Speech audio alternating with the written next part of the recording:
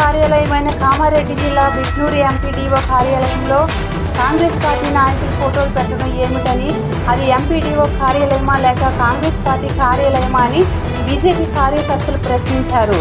ప్రభుత్వ కార్యాలయంలో కాంగ్రెస్ పార్టీ నాయకుల ఫోటోలు ఎందుకు పెట్టారని, ఇందుకు కారణమైన ఎంపీపీపై కేసు నమోదు చేసి చట్టపరమైన చర్యలు తీసుకోవాలని, ఎంపీడీఓపై శాఖపరమైన చర్యలు తీసుకోవాలని డిమాండ్ చేశారు.